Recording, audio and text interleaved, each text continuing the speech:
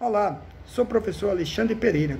Nesse vídeo, caminharemos virtualmente pelas ruas do centro e pensaremos sobre a cidade de Fortaleza, a partir dos espaços de poder no percurso Geometria Territorial do Poder.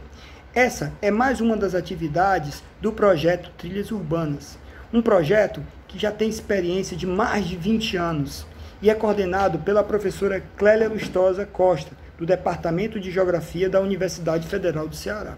O projeto visa construir e proporcionar uma leitura da paisagem urbana e da configuração territorial de Fortaleza, através da elaboração de percursos para professores, alunos e o público em geral.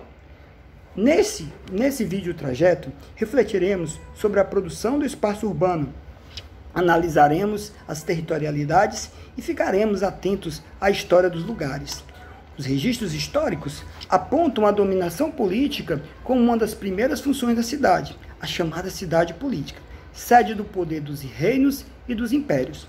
Mas, além desses fatos históricos, no nosso cotidiano, as normas, as leis, elas estão vinculadas às instituições, mas não só a elas, também aos lugares que cruzamos, as praças, os templos, os monumentos. E o centro de Fortaleza é uma das mais bem acabadas representações desse contexto.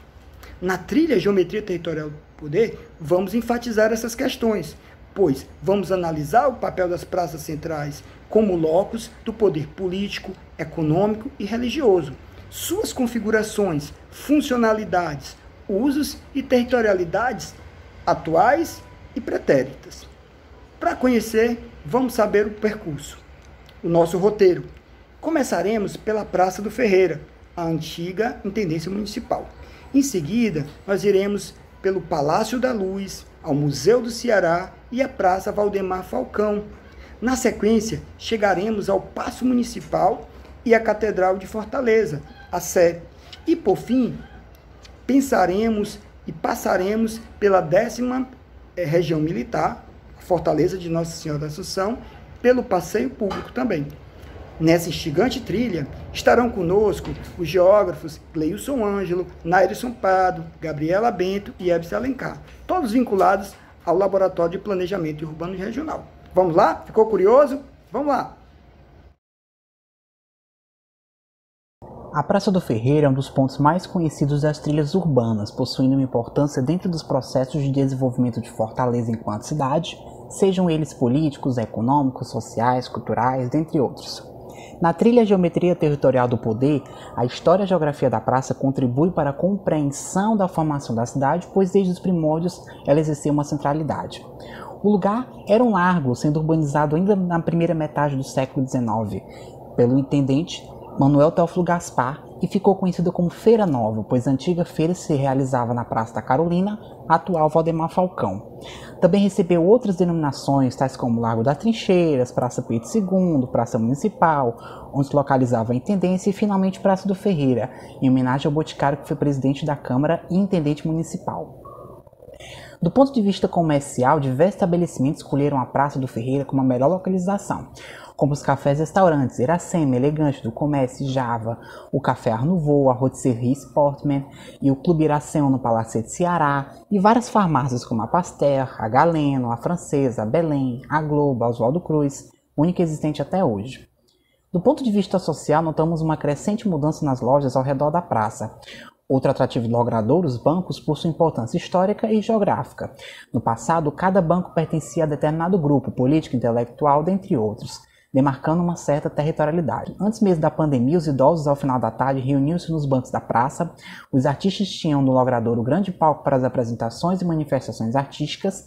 À noite, as pessoas em situação de rua se territorializavam em diversos cantos da praça e durante o dia demarcavam com colchões, lonas, entre outros objetos como forma de apropriação do espaço. A mobilidade social sempre esteve presente na praça à medida em que esta área do centro se adensava e necessitava de mudanças para sua adaptação. Primeiro, com a chegada de bondes, puxados a burro e depois elétricos no final do século XIX, posteriormente com a chegada dos automóveis e ônibus que dividiam o espaço com carroça e pedestres. A praça tornou-se o principal terminal de bondes que saíam para o Benfica, Prainha, Outeira, Alagadiço, contando com trilhos e rede elétrica, pontos de carros de aluguel, atuais táxis e também terminal de ônibus até a década de 1960, quando foi transferido para a Praça José de Alencar. Do ponto de vista político, a Praça do Ferreira ganhou alcunha de coração da cidade, pela sua importância por ser o espaço onde as manifestações dos políticos sempre tiveram ênfase. A instalação da Casa de Câmara e Cadeia, depois Intendência e do Coreto, foram marcos do aspecto politizado da praça, tornando-a palco de discursos, desfiles cívicos, dentre outros. Sendo o principal ponto de encontro das manifestações de diversos sindicatos e associações, o Logradouro constitui o principal espaço de expressão política. Cada intendente ou prefeito eleito alterava uma parte da Praça do Ferreira como uma forma de imprimir no espaço seu legado e adaptá-la às mudanças, reflexo da própria dinamicidade da cidade, tal como a urbanização com pavimentação e a criação de jardim, construção e destruição do coreto da Coluna da Hora, do Abrigo Central e das grandes reformas mencionamos Guilherme Rocha, Raimundo Girão, José Walter, esta com uma alteração profunda na morfologia da praça durante a ditadura cívico-militar, pela sua estratégia arquitetônica com o intuito de impedir a reunião e aglomeração de pessoas, e Juraci Magalhães, esta que delimita a forma atual da praça. Como polo de lazer, além dos cafés e clubes, os cinemas tiveram um papel fundamental, tais como o Di Maio, o Patê, o Politeama, o Majestic, o Moderno e o São Luís, transformando-a na Cinelândia cearense. As lojas de maior prestígio localizavam-se na praça, tais como a Cearense, a Pernambucana, a Toque Disco, a Rainha da Moda, a Samasa, a Esquisita, dentre outras. Dentre as edificações de grande porte que ainda existem, destacam-se o Excelsior Hotel e o Hotel Savaná no edifício de Ereçate, o edifício Sul América e o edifício do Cine São Luís. Atualmente, a praça ainda possui importante localização e até antes da pandemia era local para a realização de diversos eventos da cidade, como Natal de Luz, shows do Polo de Carnaval, Cultural, dentre outros. Das edificações existentes encontramos diversas refuncionalizações. O Cine Teatro São Luís possui em vários de seus andares sede de empresas e a Secretaria de Cultura do Estado, além da realização de eventos cinematográficos e premiações, por exemplo. Na edificação que abrigava o Hotel Savaná se instalou uma faculdade no térreo e uma loja de cadeia nacional. Dentre os usos e ocupações mais antigas resistem a Leão do Sul, com o famoso caldo de cana e pastel, e a farmácia Oswaldo Cruz, especializada em manipulação. Desta forma, observamos que a praça constantemente tem a sua centralidade enfatizada por meio de usos e equipamentos. Outro ponto importante para a trilha urbana será abordado a seguir, a Praça General Tiburcio, conhecida como a... Olá pessoal, meu nome é Nais e lhe convido a seguir essa trilha. Saímos agora da Praça do Ferreira, berço do poder cultural e intelectual de Fortaleza, e nos defrontamos a outro vértice dessa geometria do poder, a Praça General Tiburcio, mais conhecida como Praça dos Leões, símbolo do poder executivo. Ela fica localizada entre as ruas Sena Madureira, a Rua São Paulo e a Rua General Bezerril. A Rua General Bezerril, antiga Rua dos Quartéis, esquina com a Travessa Morada Nova, onde passava o bonde da Prainha, empreendida pelo engenheiro Mr. Hall. A Praça General Tiburcio tem aqui papel fundamental nessa esquadrinhada da geometria territorial do poder, com a força do poder executivo, como já falei. Mas já foi força do poder religioso, com a presença de uma das igrejas mais antigas de Fortaleza, a Igreja de Nossa Senhora do Rosário, construída em 1730, erguida inicialmente por escravos. Já por muito tempo também, igreja matriz da província. Em cunho político, poder político, a mesma igreja já testemunhou a realização de atos públicos, pois a igreja era unida ao Estado. Nas eleições de 1848, ocorreu um grave conflito, a exemplo disso, resultando inclusive em derramamento de sangue dentro do próprio recinto. E por isso a capela foi interditada por algum tempo. Até meados do século XIX, era costume enterrar os mortos nas igrejas. Um dos túmulos encontrados foi o de Major Facundo, um dos principais líderes políticos do Ceará. Bom, a lápide posta na parede interna da igreja, no sentido olhando para o Palácio da Luz, denuncia que foi assassinado durante a administração em 1841. Com a instituição da sede do governo do Ceará em 1808, no atual Palácio da Luz, onde situava-se a casa do capitão-mor Antônio de Castro Viana, o local passa a ter mais visibilidade. E as primeiras infraestruturas, com a reformulação em 1847, instituiu-se aí de frente a estas edificações o Largo do Palácio, que também já foi denominada de Pátio do Palácio e Praça do Palácio.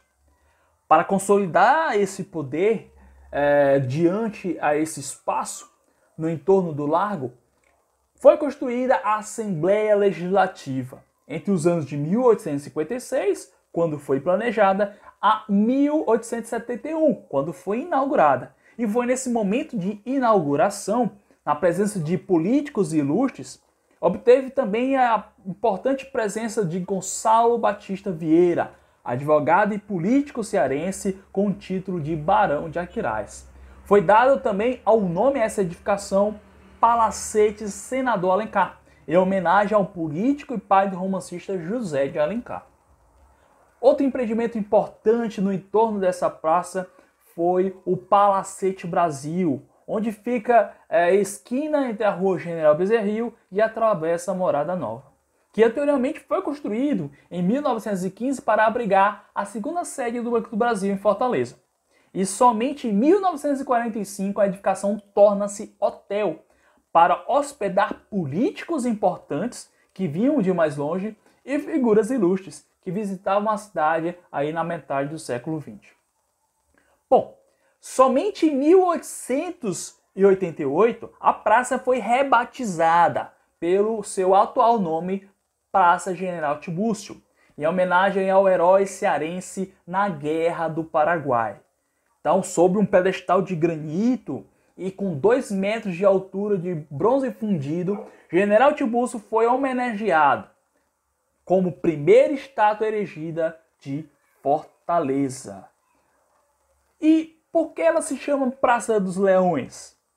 Bom, esse nome pegou mais pela sua edificação de 2 estátuas de leões e uma de tigre, que elas vieram de Paris, da França, em 1912, após a reforma da praça promovida pelo intendente Ildefonso Albano. Logo ela passou a ser identificada como aquela dos leões.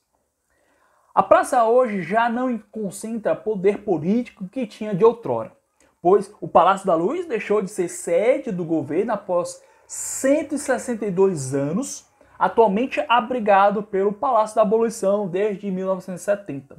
Hoje, ela é sede da Academia Cearense de Letras. A Assembleia Legislativa, posteriormente, já foi sede do Tribunal de Contas, da Faculdade de Direito, da sede da Academia Cearense de Letras e atualmente é o Museu do Ceará. O Hotel Brasil atualmente funciona somente a parte terra, onde encontramos o Restaurante Brasil. A Igreja do Rosário hoje é tombada pelo Patrimônio Histórico Estadual e a praça, embora em certos horários haja insegurança, tem um bom fluxo, principalmente pelo comércio de livros, lojas, papelarias que a rodeia. Frequentado também por idosos que se reúnem para jogar damas, dominó. Logo podemos perceber uma praça que hoje tem uma função cultural e comercial bem enraizada. Saímos agora da Praça General Tibúrcio, mais conhecida como Praça dos Leões, o símbolo do poder executivo, e partimos para a Catedral Metropolitana de Fortaleza e a Praça da Sé. Estamos no espaço que deu origem à Vila de Fortaleza, também denominada de Vila do Forte ou Vila de Nossa Senhora da Assunção. O nascimento da vila à beira do forte ocorreu com a função inicial de abastecer os navios que faziam um longo trajeto da cidade de Recife aos estados do Maranhão e Pará. Essa função acabou sendo incorporada em virtude da inexistência de solos férteis para o cultivo da cana-de-açúcar e outras atividades econômicas. A construção da fortaleza tinha o objetivo de proteger os moradores, principalmente dos ataques indígenas. Ao lado da fortaleza foi instalada a Casa da Câmara do Pelourinho, criada para administrar a justiça. No entorno da Praça do Conselho, sede do Poder Judiciário, hoje é a atual Praça da Sé, estavam as principais edificações da Vila do Forte: a Igreja Matriz, o Poder Religioso, a Casa da Câmara, com o Poder Legislativo, o Forte, com o Poder Militar, além da Tesouraria, a antiga residência dos governadores e a Assembleia Provincial. Com o crescimento da cidade, acompanhando a margem do rio Pajeú, novos equipamentos e funções são incorporados por esse espaço, como o Palácio Episcopal, o atual Paço Municipal. A primeira capela-mor da vila foi erguida em 1795 e, por problemas estruturais, demolida em 1820. Em 1854, uma nova matriz foi edificada, a Igreja de São José, onde também foi instalado o primeiro relógio público que servia para marcar o tempo da cidade. Os habitantes da vila tinham forte ligação com a Igreja de São José, o que não acontecia com a primeira capela mor. Em 1938, novamente sob a alegação de que a igreja matriz estava prestes a ruir, foi demolida e lançada a pedra fundamental da atual catedral, em 1939, pelo arcebispo Dom Manuel da Silva Gomes. A decisão do bispo causou uma grande polêmica na cidade, pois muitos moradores eram contra a demolição. Para a construção da nova igreja foram feitas diversas arrecadações e envolveu a sociedade civil e o poder público. A Praça do Conselho, também denominada de Praça Caio Prado e Dom Pedro II, se apresenta como espaço de diversos poderes. A Praça do Conselho, também denominada de Caio Prado e Dom Pedro II, se apresenta como espaço de diversos poderes, como o da vida social civil e do espaço urbano da Vila de Fortaleza. Nesse contexto, já podemos atentar para as relações existentes entre o poder religioso e o político, já que a igreja estava inserida no espaço de fundação da cidade, junto a outros equipamentos de suma importância para sua organização. Como Pedro Vasconcelos aborda, não há como negar a imbricação entre a igreja e o Estado, devido ao caráter oficial da religião católica e, sobretudo, da existência do regime do padoado. Por outro lado, deve ser considerada também a mentalidade religiosa do período, que resultava em doações importantes por particulares durante a vida e após a morte, para as construções de prédios e para a sustentação das instituições religiosas. Uma curiosidade: com a demolição da igreja, foi destruído o Cruzeiro de Frei Serafim de Catânia, onde os fiéis aprendiam simbolicamente os episódios da Paixão e ao pé do qual se rezava as ladainhas de Nossa Senhora e o responso das almas. Práticas e crenças que confirmavam o poder da igreja como espaço de devoção, cultura e sociabilidade. Sobre a construção da catedral. A Catedral Metropolitana de Fortaleza é um monumento histórico, em estilo neogótico, projetado pelo engenheiro francês Georges Mounier. Foi inaugurada pelo arcebispo metropolitano Dom Aloysio Loscheider, em 1978, depois de ter passado 40 anos para ser construída. Ela está localizada de frente à Praça Pedro II. A primeira coisa que se vê ao se aproximar da catedral são suas torres em forma de lança, que têm quase 75 metros de altura. Além disso, chama a atenção o contraste entre a simplicidade das torres feitas de pedra e a cúpula romanesca em direção à parte traseira da catedral, além do exterior, com portas em arco e grandes janelas ornamentadas.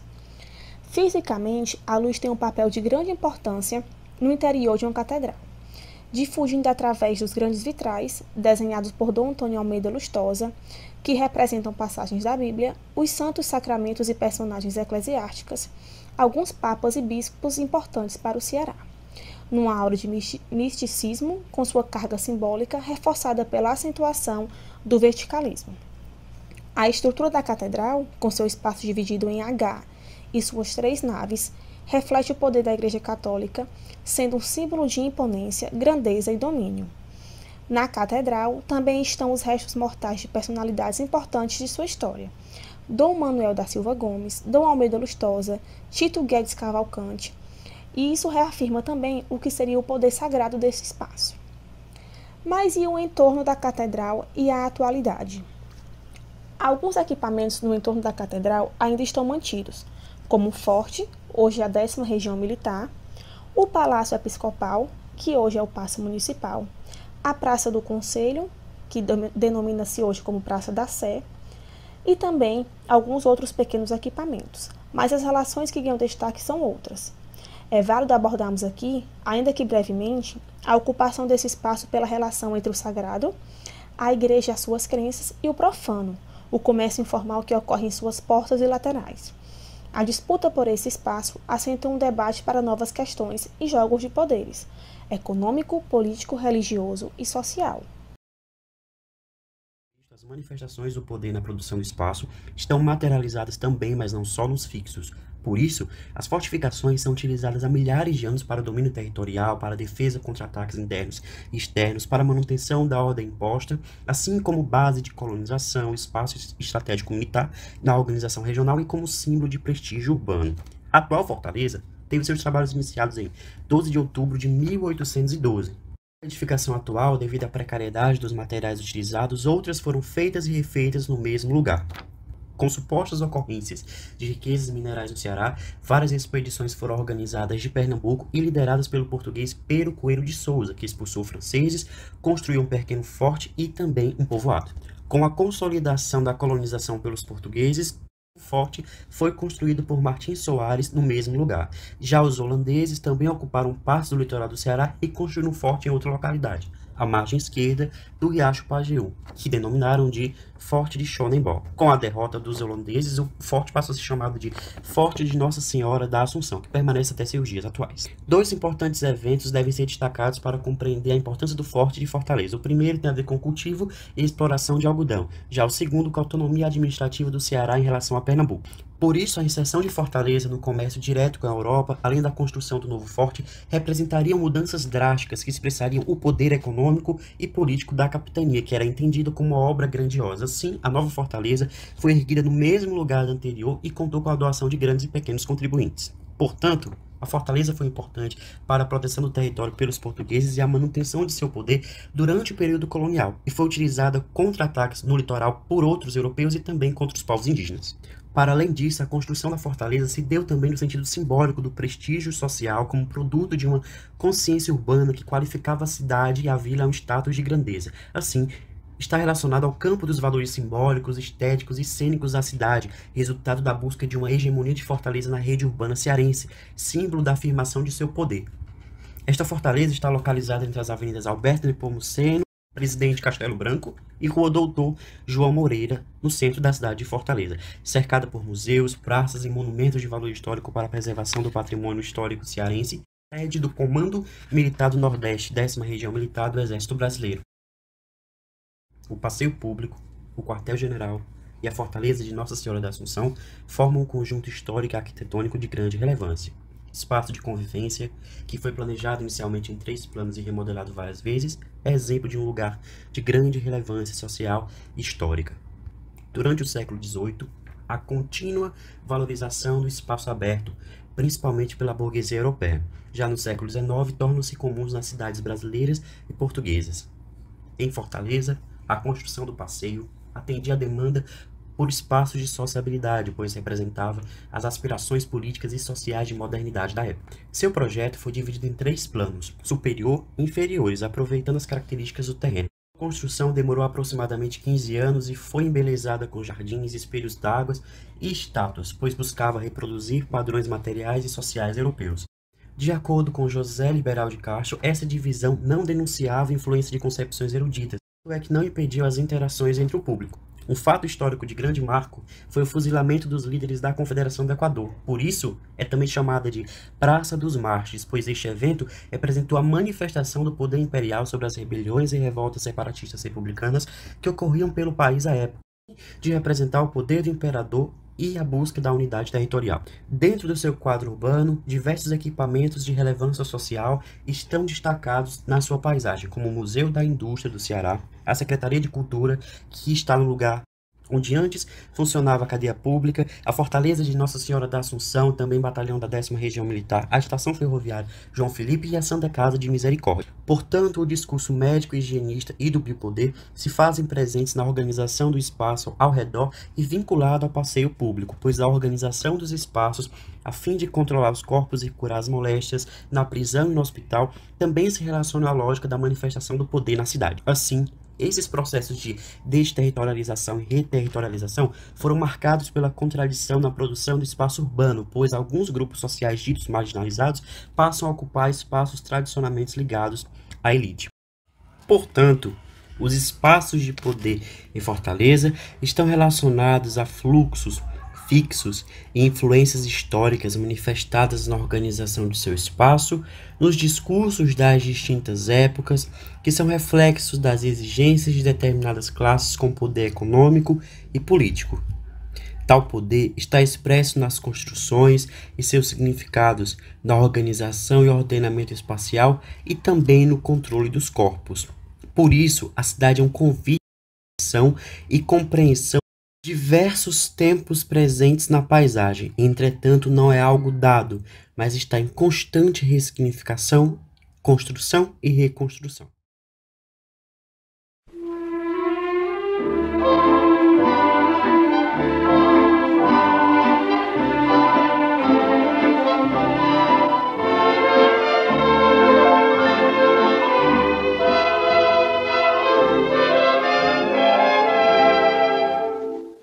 Ce soir, le vent qui frappe à ma porte me parle des amours mortes devant le feu qui s'éteint.